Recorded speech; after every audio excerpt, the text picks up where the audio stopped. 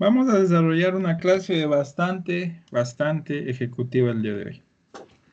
Así que nuevamente en deuda con los chicos que tenían que exponer, pero eso nos sirve porque les voy a dar unas indicaciones al final para, para las siguientes exposiciones.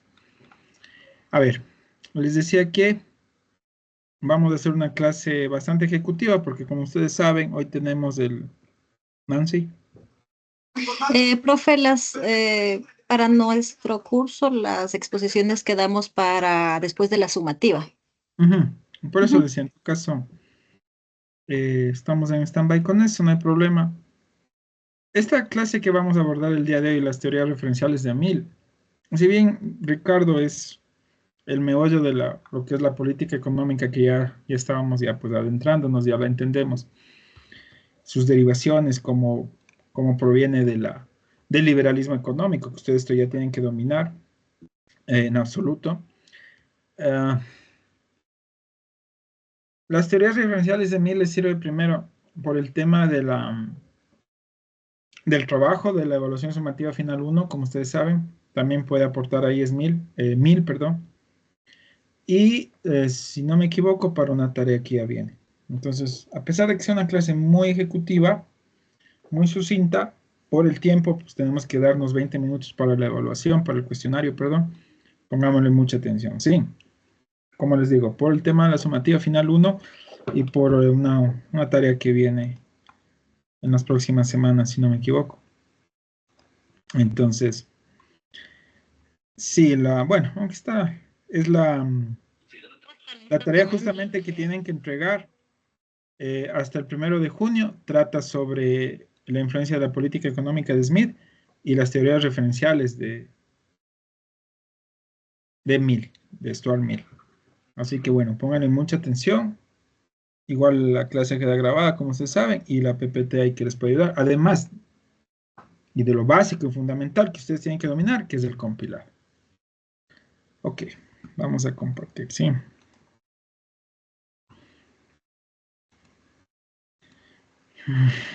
Me avisan si se puede visualizar.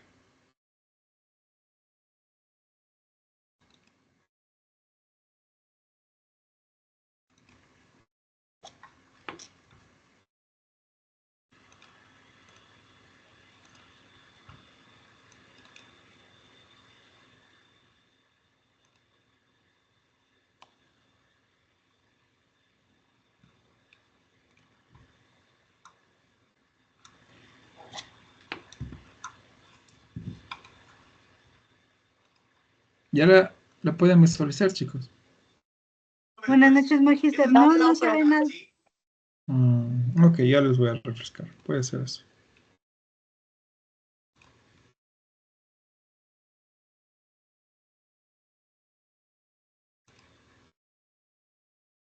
Ahí. Ahí sí se ve, profe. Gracias, buenas noches. Gracias, María Graciela. Ok, iniciamos, chicos. Como les digo, muy ejecutiva esta clase. Nuevamente, Landre, Hollander, e incluso se suma Stanley en estas ponencias como autores de base, refieren a Mill como un autor en información de contexto, sí, influido por la literatura de los pensadores ortodoxos, heterodoxos, evidentemente proviene también de la teoría económica, pero establece ya un ojo crítico. También se data o se refiere a Mill como uno de los pensadores que pudo introducir ciertos cambios fundamentales en la teoría del valor de Ricardo. El papel más bien que viene a proponer Mill es el rol o el aporte principal de Mill es nuevamente un enfoque crítico, pero con una innovación y con un enfoque en el tema del comercio internacional y teoría monetaria. Esos son aristas fundamentales de Mill. Vamos a entender a qué se refería. Antes de ello, es importante, es imperante, que podamos entender su contexto, enfoque histórico y socio o cultural también. Mill desde una postura histórica relativista. Acuérdense que Smith en cambio era pragmático. ¿Se acuerdan que decía Smith que era un teórico, pero también muy apegado a la praxis? Es decir, a cuán demostrable es la teoría en la realidad, ¿se acuerdan? Entonces, desde un enfoque bastante relativista, Mill indica que el funcionamiento, por ejemplo, de estos mercados internacionales donde él pone mucha atención, tiene que ver mucho con el tema de la competencia propia, como yo les decía la otra vez igual, del individuo, pero que deviene de un fenómeno histórico que siempre está en desarrollo. ¿Sí? Quiso enfocar también centrar su enfoque histórico relativista en el tema nuevamente de la distribución de la renta.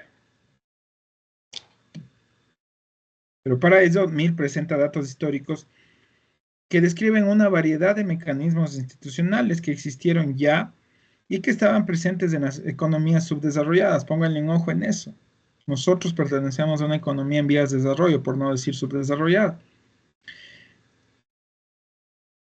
Por ejemplo, Mill reconocía que el sistema ricardiano, acuérdense en la teoría del valor del trabajo, supone la existencia o se basa en la existencia de una economía compuesta por agentes, hombres de negocios, que actúan movidos por un ferviente deseo de obtener beneficios y riquezas.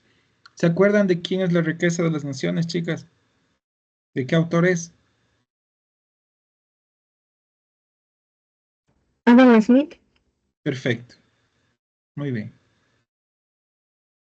Eso de pronto está en su cuestionario, chicos. Espero que hayan leído, verán. No aflojen.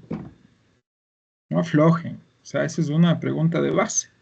Adam Smith, la riqueza de las naciones. Justamente, ¿en qué se embojaba? ¿En qué se basaba? ¿Se acuerdan?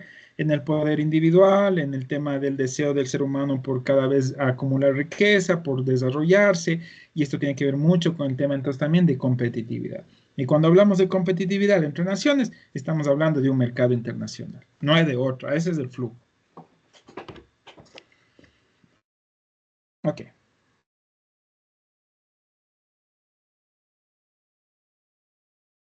Las ideas de Mill, por ejemplo, sobre el papel de la teoría con referencia al desarrollo del pensamiento económico, y que no acepta ciegamente los resultados teóricos, porque en la práctica el contexto de una sociedad se determina de una u otra manera. En esta no aceptación establece factores como las costumbres que modifican las predicciones teóricas. ¿No les suena algo similar esto? De igual manera, está, digamos, en la corriente de Smith, de un teórico que es, evidentemente, se basa en la teoría, en el pensamiento analítico, teorético, pero que del todo no acepta esto ciegamente, sino más bien lo quiere someter a este contexto, a este tema contextual. Por eso dice clarito en esa lámina, si ven, teoría versus práctica. Sino que dice que evidentemente las teorías, los pensamientos, los lineamientos económicos previenen también del tema contextual.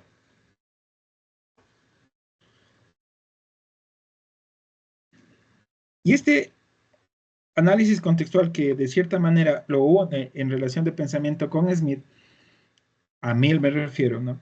Se basa fundamentalmente en un enfoque más amplio de la economía, en la idea de que la actividad económica no es más que una parte de todas las actividades. O sea, de una u otra manera no le quiere dar toda la centralidad.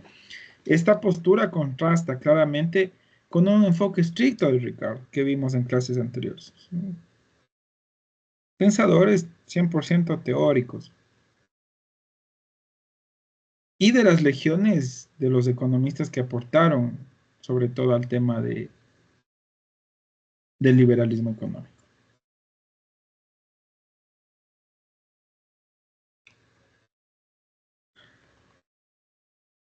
Ahora bien, la teoría del valor, si estoy en la lámina 4, ¿verdad, chicas? Me avisan porque yo no. Yeah.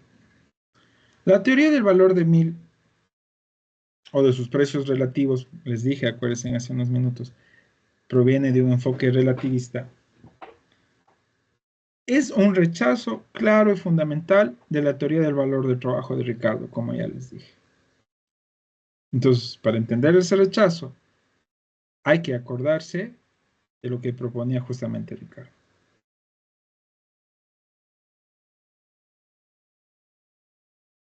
Aunque una característica de Mill tampoco era redundar sobre sus contradicciones o poner énfasis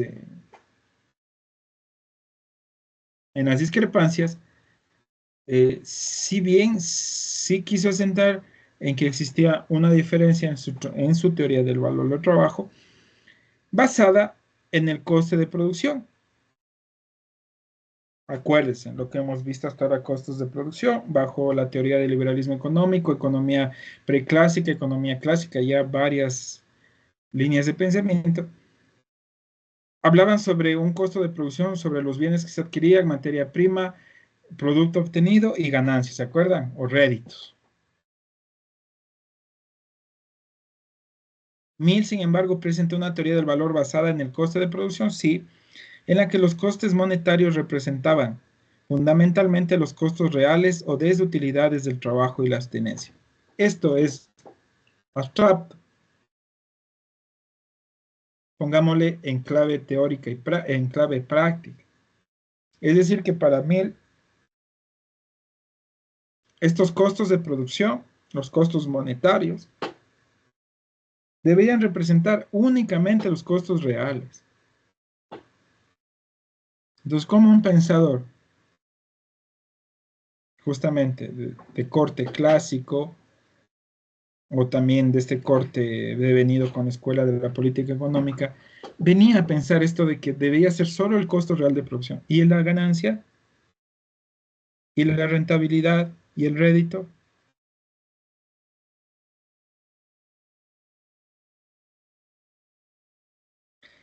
Entonces, vayamos a su propuesta teórica. Ahí sí, relativismo. Mill decía que estos costos de producción eran relativos a los costos reales del trabajo. O sea que si usted invertía más trabajo para obtener un bien, ¿no es cierto?, un producto, ahí se debía haber representado su propia utilidad. Si no invertía tanto trabajo o tanto material, no tenía por qué haber más ganancia de la estipulada, que era más bien el costo real de la producción. ¿Me van entendiendo, chicos? O sea, es como quería generar un equilibrio. O sea, usted no invierte materia prima, usted no invierte más trabajo, más. ¿Por qué tiene que haber más rédito y ganancia? Diferencia con la teoría del valor de Ricardo, que sí establecía una diferencia neta, ganancia y rédito, más allá del valor del trabajo invertido. ¿Sí? Entonces, por ejemplo, Mill, aunque no formuló explícitamente curvas de oferta y demanda, que sí lo hicieron, por supuesto, Ricardo y sus antecesores, su teoría del valor refleja claramente el reconocimiento de que las cantidades demandadas y ofrecidas son una función del precio. Por tanto, para que un bien tenga un valor de cambio o un precio, debe ser útil y difícil de obtener, pero el valor de uso determina justamente el precio real. Entonces, si se dan cuenta, Mill es un teórico pragmático con base al relativismo que empieza a decir, o sea, invierto una cantidad X de materia prima, un valor contingente de trabajo, la fuerza de trabajo, por supuesto que tengo que entonces entregarle a eso un costo de producción, pero no porque venga de un proceso ya autómata o establecido, sino que tengo que equilibrar y mediar en cada proceso de producción, en cada flujo de producción. ¿Se entienden la diferencia? O sea, Mill como que quería romper entonces el molde. Por eso es una teoría referencial de Mill. Ok. Mill también hizo algunas aportes originales a la teoría del valor al analizar los grupos no rivales. Acuérdense de esto. ¿Qué significa? Reconoció que en los mercados de trabajo la movilidad distaba de ser perfecta.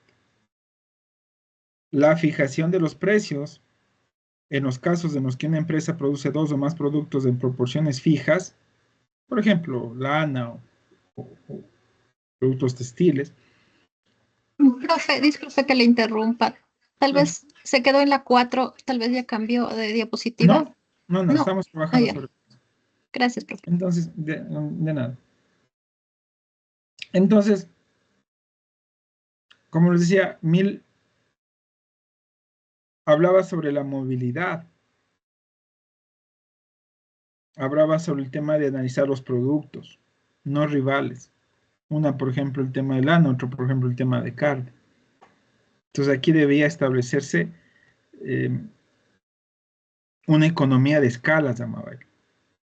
Y una economía de escala es aquella que, por ejemplo, los productos llegan a los grandes mayoristas y distribuidores y sale bajo un precio, ¿no es cierto? A precio han oído de mayorista, evidentemente con un precio más económico, más barato, por llamarlo así. Pero a medida que va evolucionando o escalando su movilidad hacia otros sectores, otros lugares, va encareciendo su precio, su producto. Entonces, el mismo producto que usted puede encontrar en una mayorista, de pronto en una tienda local, de barrio, comunitaria, sectorizada, la va a encontrar en otro precio. Y ese precio es el que determina ya el valor de la movilidad, del comercio, de las terceras personas que están moviendo esos productos. O sea, el transportista le va a cobrar, pues, un valor por el transporte, gasolina, combustible, mantenimiento, vehículo, ¿me entiende? Si es que usa un oficial, un cargador, ahí se encarece el producto y ahí usted va a encontrar a diferentes precios de ese producto. Ahí es donde Ricardo quería establecer este tema de la movilidad, la fijación de los precios. Ya. Bueno, eso desde estas aristas. Ahora, hablemos de lo que era, como yo decía, este enfoque internacional, la teoría del comercio internacional.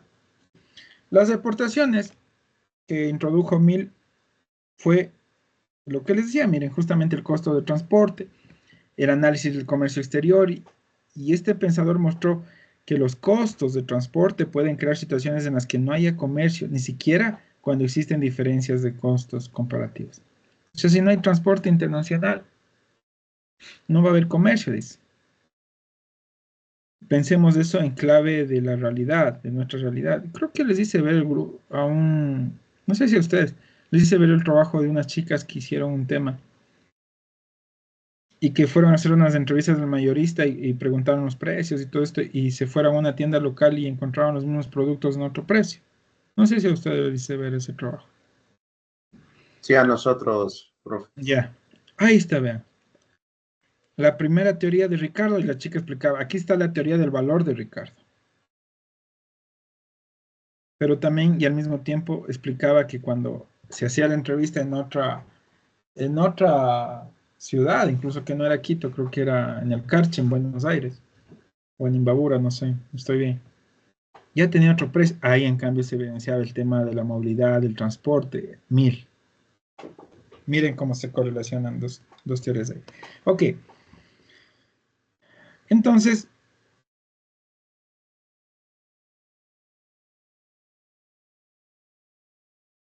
o en concreto,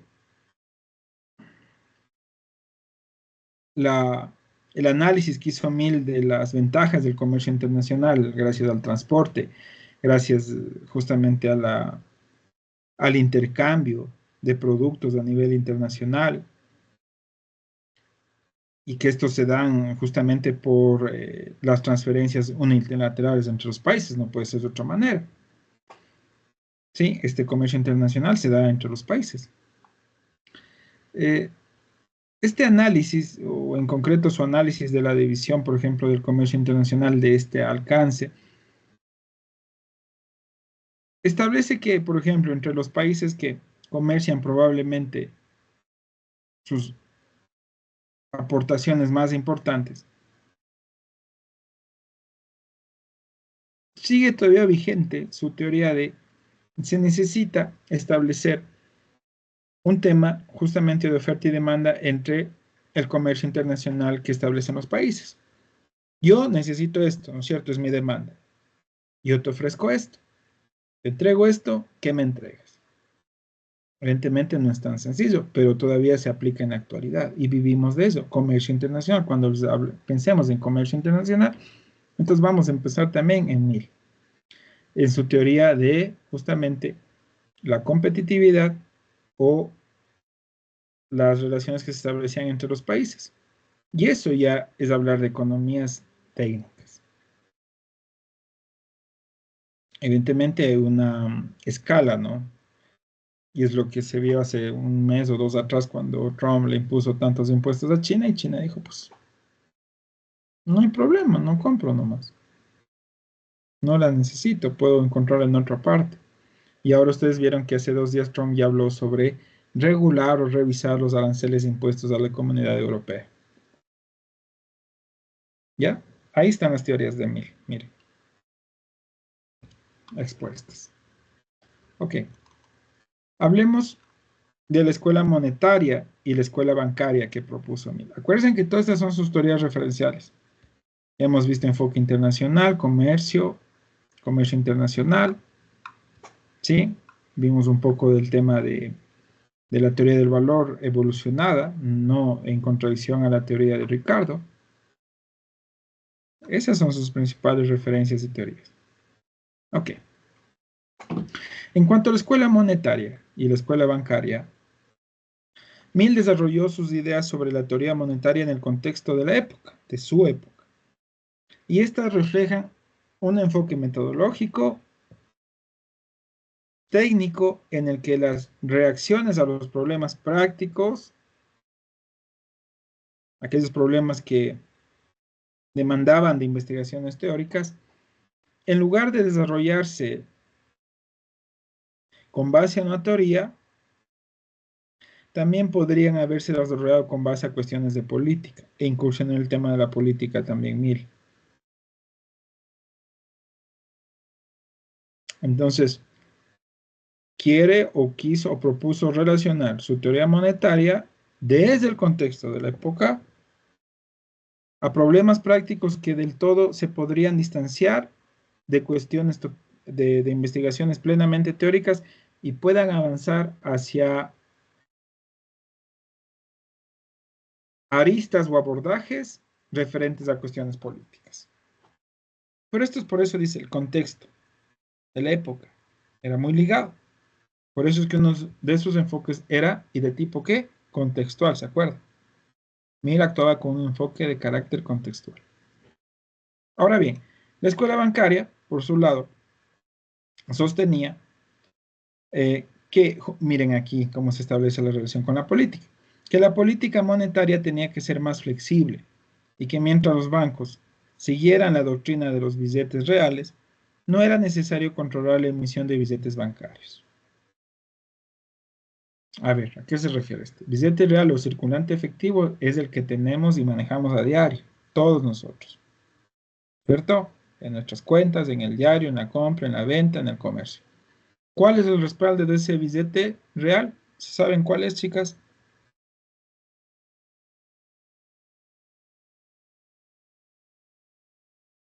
La reserva monetaria del país. Exactamente. Que se encuentra respaldada en oro y se encuentra en el Banco Central del Ecuador. Lastimosamente, esta reserva siempre tiene que estar equilibrada porque es un exigente dominante que piden, por ejemplo, los Estados Unidos de América, porque no manejamos una moneda propia, sino su dólar. Entonces ellos tienen también que garantizar, ¿no es cierto?, su dólar, su moneda. Y además garantizar que se les pague por el uso del mismo. Ya. La teoría monetaria de Mill se encuentra entre la escuela bancaria y la monetaria, entonces, para que vayan viendo. Mill sostenía que la escuela bancaria tenía razón en esas épocas, o en épocas normales o de estabilidad, en las que reinaba la tranquilidad en los mercados, o sea que no había crisis, no había depresión, no había inestabilidad, no había fluctuación, pero no estaba de acuerdo en que siempre fuera relevante la doctrina de los billetes reales. Nuevamente, otra lista de este pensador, un tanto con un enfoque más cualitativo, si se dan cuenta. Ya habló de teoría del valor, ¿se acuerdan? Cuando dijo, a ver, no necesariamente el costo de producción tiene que siempre proponer un tema de rédito directo ganancia, sino más bien tiene que ser el costo de la producción real. Entonces ahí Ricardo y los pensadores de corte estrictamente y extremos del liberalismo económico habían dicho, pero ¿cómo? ¿A quién cómo se te ocurre? Hay que proponer ya un rédito desde que nace la producción, desde que empieza. Ya.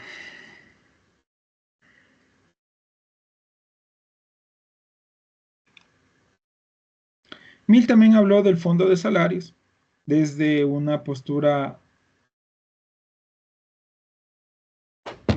poblacional, demográfica. Si ustedes se acuerdan, el salario desde pensadores como los que estudiamos en clases anteriores, Home, Hobbes, era propuesta por una densidad poblacional, por una demografía. ¿Se acuerdan? Decían, entre más población va a haber más mano de obra y va a haber más riqueza, pero la población hay que establecer un salario. Entonces, recordemos que el salario era determinado por el tamaño de la población trabajadora y el tamaño de los fondos de salarios, y cualquier intento de los trabajadores de subir los salarios por cualquier medio era infructuoso. Eso es parte ya de la economía preclásica, clásica del liberalismo económico y de la política económica. 4 categorías que espero la tengan muy claro.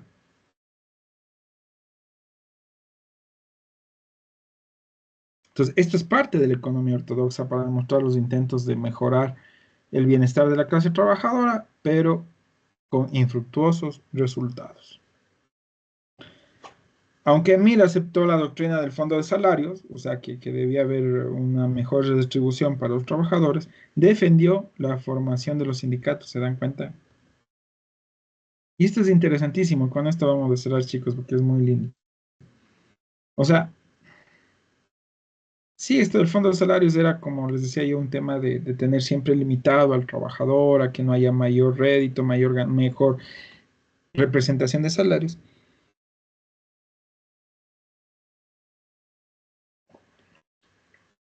Pero Mill fue un pensador un poco también revolucionario para esa época porque empezaba a defender la formación de sindicatos.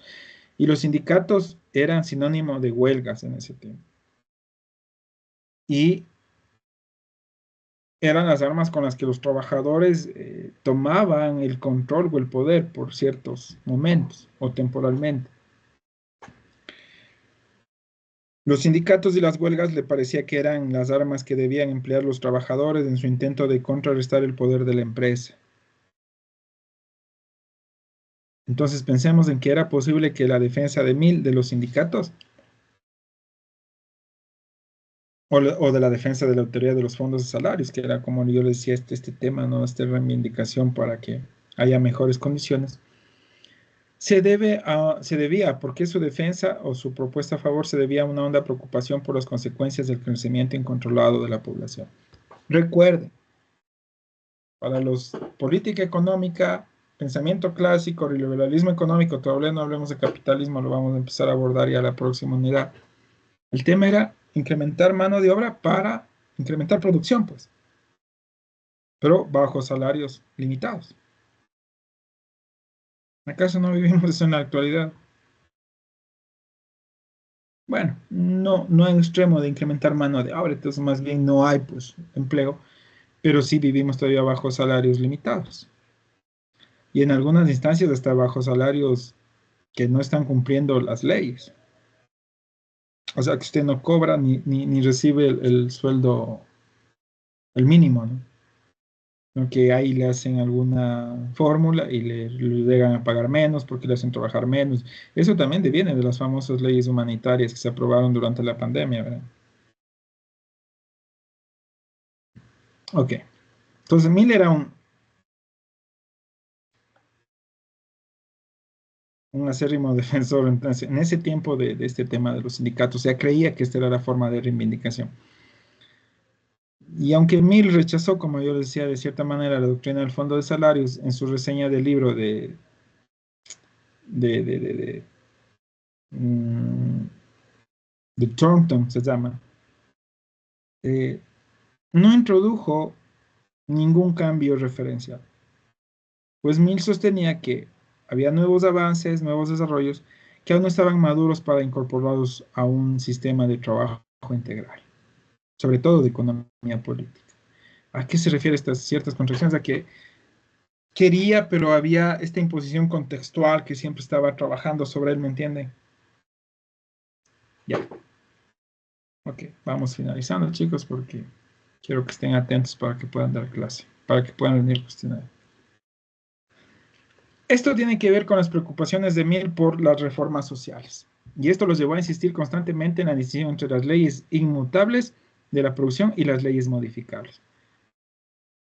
Se esforzaba para que hubiera coherencia entre la teoría y la aplicación de la política económica. Pero, lastimosamente, de alguna manera su propio contexto los llevó a alinearse más con la tradición de Smith.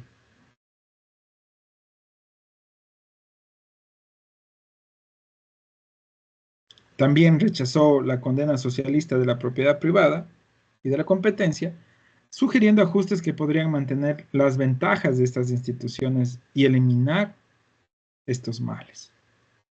Finalmente, como yo les decía, rechazó la teoría del valor ricardiana y desarrolló en su lugar una teoría del valor basada en el coste de producción real a largo plazo, que incluía tanto los costes del trabajo como los costes del capital.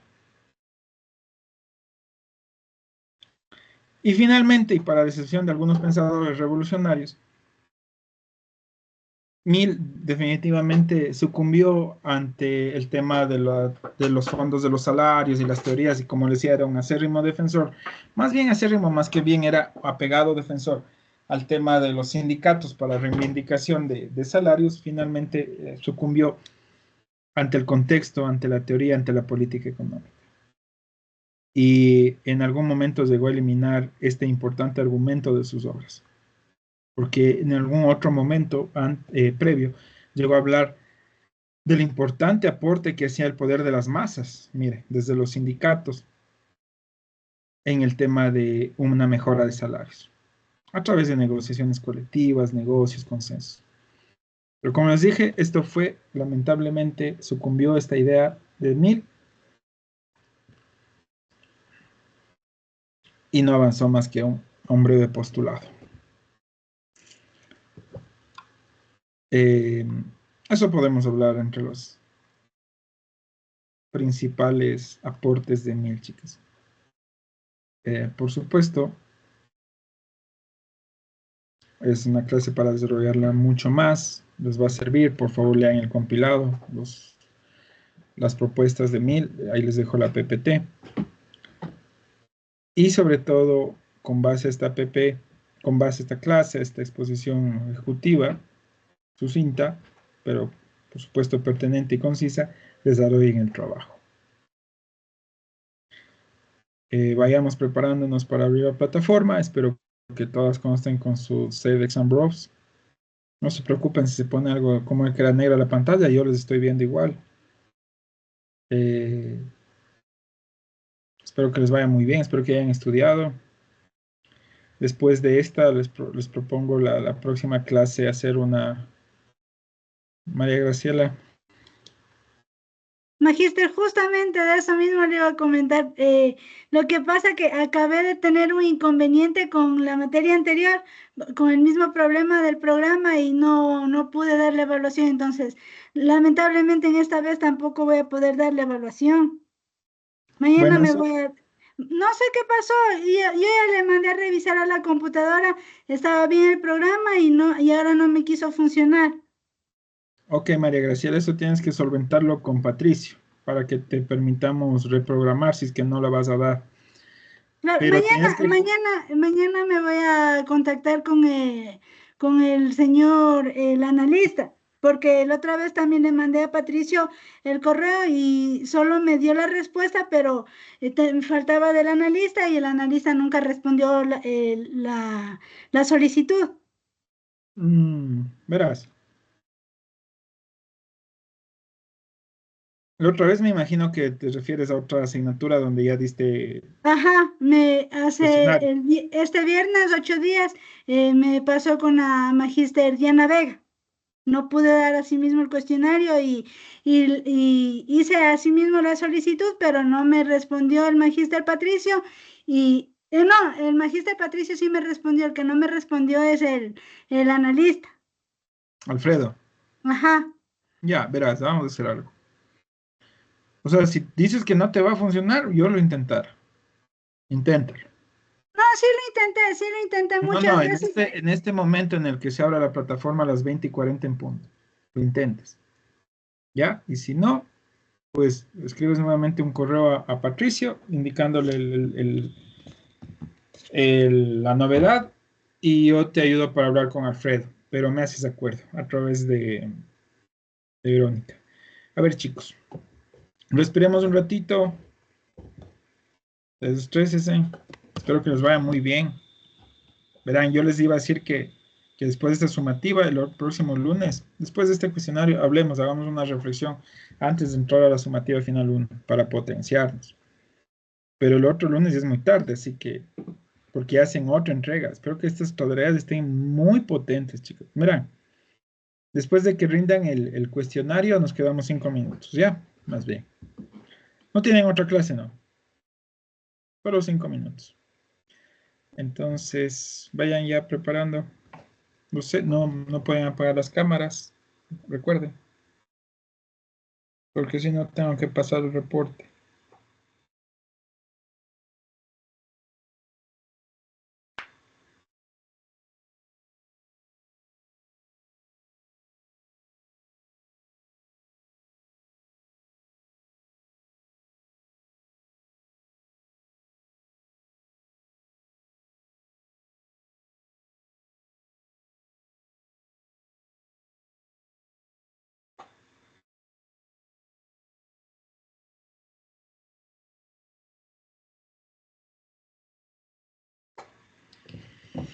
Por favor, Vero, me avisa si es que se abrió bien la plataforma sin novedad. Sí,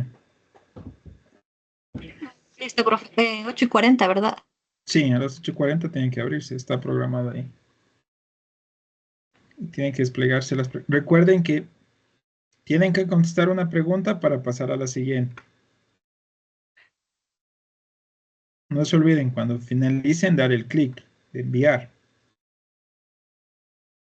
Ya ustedes tienen experticia en esto, pero con todo lo recuerdo.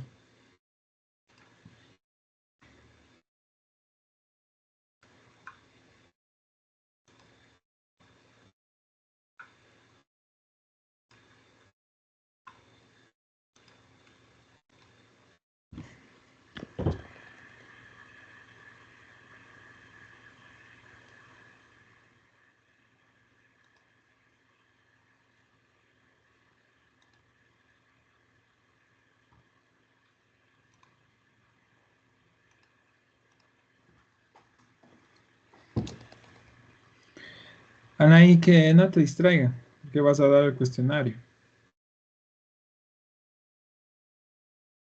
Guárdala tu nenita. Perdón, o sea, que te ayuden a... No la pongas en pantalla, por favor. Protégela. Que alguien te ayude. Anaí, que alguien te ayude con tu nenita.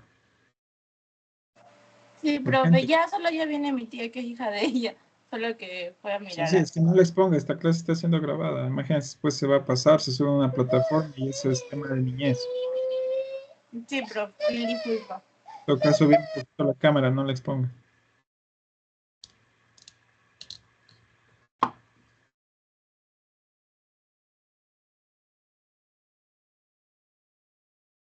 Solo antes de iniciar me avisan si es que prendió si abrió todo con normalidad. Jameson, no apagues tu cámara. Por favor.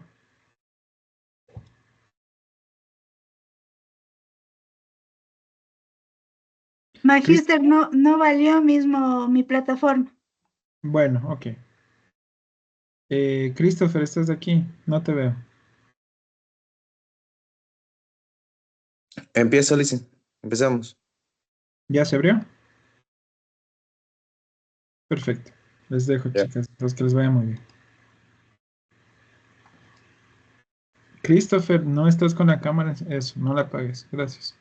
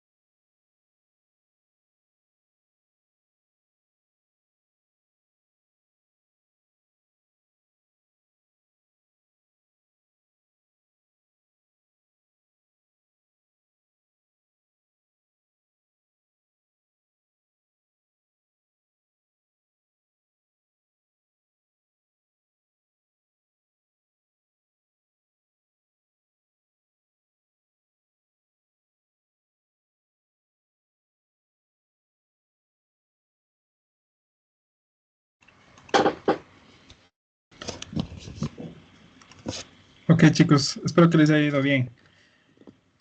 A ver, ya terminaron todos, ¿verdad? ¿Enviaron? Ya.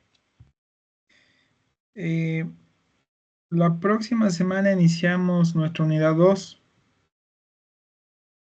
Prácticamente vamos a empezar a entender ya lo que es macro, microeconomía, desde el capitalismo, desde la dinámica y dialéctica del capitalismo, vamos a entender el socialismo. En lo que es esta asignatura y esta modalidad de 2 unidades, prácticamente ustedes están ya cerrando la unidad 1. Nos toca nos toca por afrontar la unidad 2. Tenemos hasta el momento entregado un foro, una tarea individual. Esta es la tarea grupal que se va a realizar. Trabajamos en los mismos grupos de 4. Con ustedes no hubo ninguna modificación, recuerda. Yo les sugiero que sean muy potentes en esa entrega. Que si tienen alguna duda, inmediatamente me la hagan llegar a través de Nancy y Verónica. Tienen que subir relativamente, cualitativamente el promedio. En su primera entrega estuvieron medianamente. El foro también, ahí algunos lograron. Pero este test también va a medir cómo está el rendimiento. Como yo les dije desde el inicio, queridos estudiantes, no soy de muchas notas. Para mí la nota no determina al estudiante, pero es parte de la evaluación, del proceso de evaluación. Y sobre todo les va a hacer a ustedes pasar o no el semestre.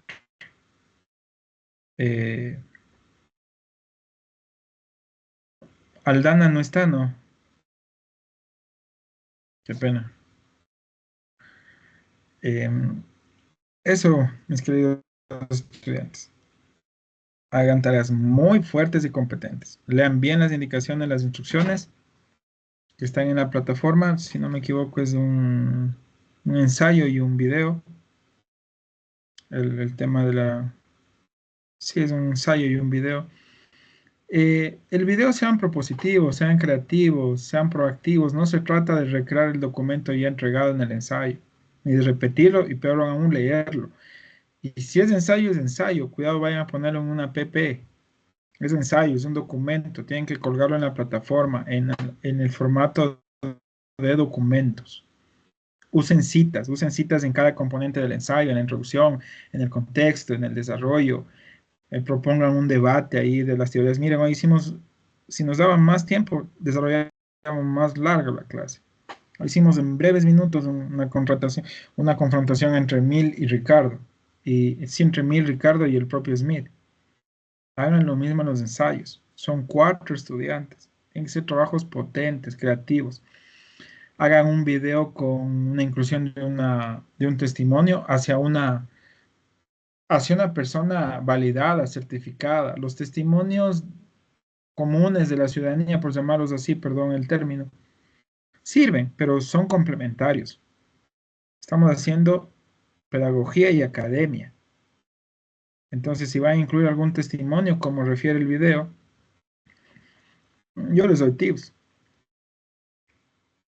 Pueden usar una entrevista, un testimonio, un dramatizado, como les dice ver, que me recordó Jimson, que sí les he hecho ver. O sea, sean muy creativos en eso, chicos. Y gánense en una nota redonda para que equiparen las notas un poco que estaban no tan fuertes de las primeras entregas. ¿Alguna duda, alguna inquietud? ¿Sí está todo claro, Carla? Sí, profe. Ok. Lideren sus grupos. No es cuestión de enclavarse ahí en esto, no. Saquen rápido las ideas, las propuestas. Quien hace, autores referidos de los compilados. ¿Tienen alguna inquietud, chicas? ¿Y Jimson? ¿Y Christopher? ¿No? Ya. Listo. Les dejo entonces, que tengan una muy buena noche, ¿sí? Cuídense mucho y estoy atento a cualquier inquietud y novedad que tengan.